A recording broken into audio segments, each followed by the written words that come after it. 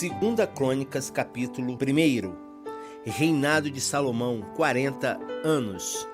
Salomão, filho de Davi, consolidou-se no seu reino, e Yahvé, seu Deus, estava com ele, e o tornou extraordinariamente poderoso. Salomão fez um pronunciamento a todo Israel, aos chefes de 1000 e os de 100 soldados, e aos juízes e a todos os líderes de todo o Israel, chefe das famílias. Depois o rei dirigiu-se com toda a assembleia ao lugar sagrado, no monte de Gibeon, porquanto ali estava firmada a tenda do encontro da congregação que Moisés, servo do Senhor, havia construído no deserto. Contudo, Davi tinha transportado a arca de Deus de Quiriate-Jearim para a tenda que ele havia preparado para abrigá-la em Jerusalém. O altar de bronze que Bezalel, filho de Uri e neto de Ur, fizera, estava em Gibeon, diante do tabernáculo, a habitação de Yahvé. Ali, portanto, Salomão e a comunidade consultaram o Senhor.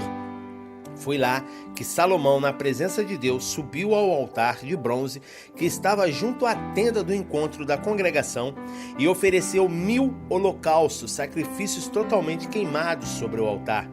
Naquela mesma noite, Deus apareceu a Salomão e lhe propôs: pede o que desejas, que eu te concedo. E Salomão considerou diante de Deus: foste muito bondoso e misericordioso com o meu pai Davi, e me fizeste rei em seu lugar. Ó Yahvé, Senhor Deus, confirme-se agora a tua promessa feita ao meu pai Davi, pois me tornasse rei sobre um povo tão numeroso quanto os grãos de poeira de terra. Sendo assim, dai-me sabedoria e conhecimento, para que eu consiga governar esta nação com justiça, pois quem é capaz de liderar esse teu grande povo? Então Deus afirmou a Salomão: visto que precisamente este é o desejo do teu coração, e não rogasse por riqueza, bens e honra, nem a morte dos teus inimigos, tampouco pediste longevidade, mas suplicasse por sabedoria para ti e conhecimento, a fim de ser capaz de julgar corretamente o meu povo, sobre o qual te constituí rei, receberás sabedoria e conhecimento. Também te darei riquezas, bens, honra e glória, como nenhum rei teve antes de ti, nem homem ilustre algum possuirá depois de ti. Assim Salomão saiu do alto de Gibeon, na tenda do encontro da congregação, e retornou a Jerusalém, de onde reinou sobre todo Israel. Salomão acumula riquezas, também podemos ler em 1 Reis 10, 26 a 29. Então Salomão juntou carros e cavaleiros, chegando a possuir 1.400 carros e 12.000 cavaleiros. E os posicionou uma parte nas guarnições de algumas cidades e a outra próxima de si, em Jerusalém. O rei tornou o ouro e a prata tão comuns como as pedras em Jerusalém, e o cedro tão farto quanto as figueiras bravas que crescem em grande número na Shefelá, que é a faixa de terra que separa a planície costeira das montanhas. Os cavalos de Salomão eram trazidos do Egito e da Cilícia, onde os fornecedores do rei os compravam. Importavam do Egito cada carro pelo preço equivalente a 7 quilos e 200 gramas de prata, e um cavalo por 1 quilo e 800 gramas, e os exportava para todos os reis dos Hititas e da Síria. Segunda Crônicas, capítulo 2. O rei de Tiro alia-se a Salomão. Podemos ler também em 1 Reis, capítulo 5, de 1 a 12. Então chegou o dia em que Salomão deu ordens para o início da construção de um templo em honra a Yahvé, o nome do Senhor, e de um palácio para si mesmo. Ele destacou 70.000 homens para servirem como carregadores, 80.000 como cortadores de pedra nas colinas, e 3.600 como mestres de obras e supervisores. E Salomão mandou a seguinte mensagem a Irão, rei de Tiro: seja generoso comigo como fosse com meu pai Davi, e manda-me também cedros como enviaste a ele, a fim de que construísse seu palácio residencial. Eis que resolvi edificar uma casa para o nome de Yahvé, o Senhor, meu Deus, e consagrá-la para queimar incenso sagrado e aromático diante dele, apresentar continuamente o pão consagrado da proposição e oferecer os holocaustos da manhã e da tarde, nos sábados, nas luas novas e nas festas fixas de Yahvé, nosso Deus. Isto é obrigação perpétua de Israel.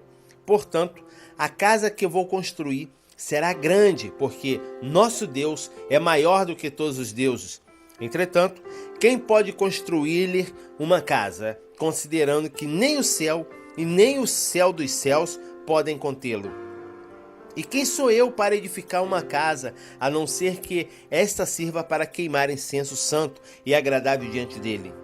Agora, pois, envia-me um artesão habilidoso no trabalho de arte em couro, prata, bronze, ferro e tecido púrpura, vermelho, carmesim, azul, violeta, e que seja experiente em fazer esculturas para se juntar ao grupo de especialistas que me servem em Judá e em Jerusalém, aos quais meu pai Davi escolheu. Também manda-me do Líbano madeiras de cedro, de pinho e de sândalo, pois eu sei que os teus servos são hábeis em cortar a madeira de lá. Os meus servos trabalharão com os teus, a fim de me prepararem madeiras em grande quantidade, porquanto é necessário que o templo que haverei de construir seja muito grande e magnífico. E eu oferecerei como sustento aos lenhadores teus servos 20.000 tonéis de trigo, 20.000 tonéis de cevada, 2.000 barris de vinho e 2.000 barris de azeite. Irão, rei de Tiro, mandou a seguinte resposta por escrito a Salomão: eis que Yahvé de fato ama o seu povo, e por esse motivo te constituiu rei sobre ele. E o rei Irão acrescentou: bendito seja Yahvé, o Deus de Israel.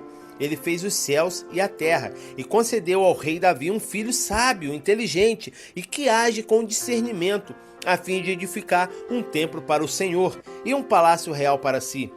Estou, portanto, enviando agora Hurão-Abi, artesão sábio e muito capaz.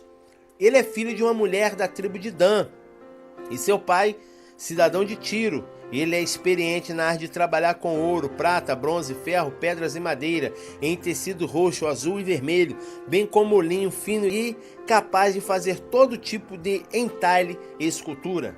Ele pode executar qualquer projeto que lhe for proposto. Trabalhará com os seus artesãos e com os de meu senhor Davi, teu pai.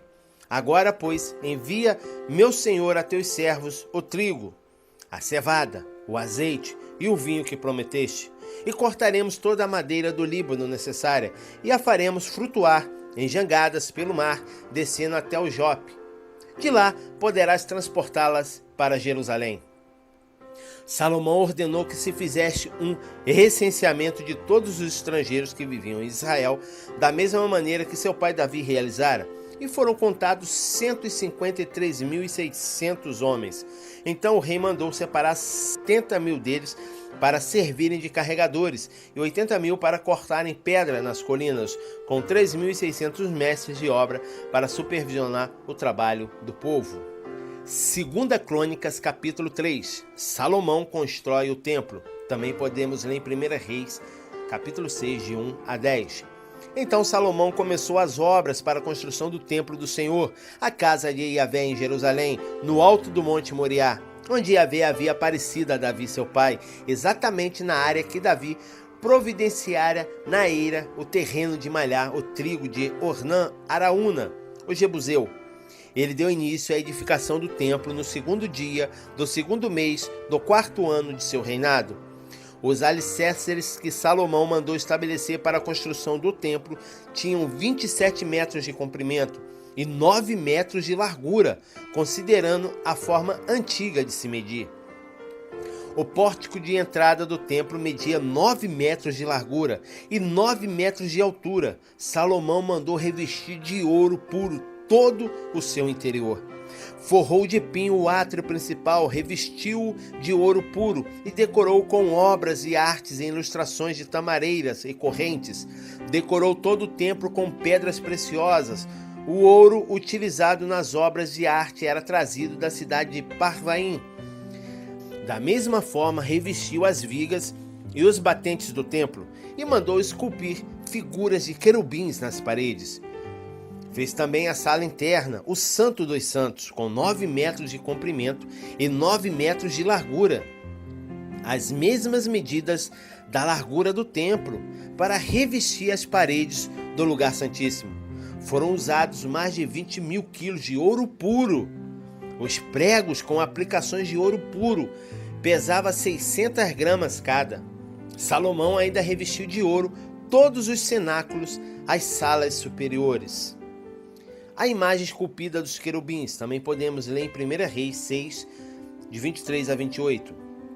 Salomão também mandou que se esculpisse 2 figuras de querubins em madeira para que ficasse no Santo dos Santos, e os revestiu de ouro puro, os quais, de asas abertas, mediam juntos 9 metros. Cada asa de 2 metros e 25 centímetros tocava de um lado na parede do templo e na outra extremidade na asa do outro querubim. Assim, as asas desses querubins se estendiam por 9 metros, foram postos de pé em frente ao átrio principal e com os rostos voltados para dentro. Mandou fazer ao véu sagrado uma cortina pesada, confeccionada em tecido azul, púrpura, roxo, vermelho, escarlate e linho fino, toda bordada com figuras de querubins. As 2 colunas também podemos ler em 1 Reis, capítulo 7, de 15 a 22. Ergueu na frente do templo 2 colunas que juntas tinham cerca de 16 metros, cada uma tendo em cima um capitel com 2 metros e 25 centímetros. Da mesma forma, fez guirlandas correntes para Odebir, o santuário interior, e mandou que fossem fixadas no alto das colunas, e também mandou esculpir 100 grandes romãs para adornar as guirlandas. Em seguida, levantou as colunas na frente do templo, uma ao sul, outra ao norte. A que se ergueu à direita, na parte sul, deu o nome de Iarim, isto é, ele afirma, e a que ficava à esquerda ao norte chamou Boaz, isto é, nele há poder.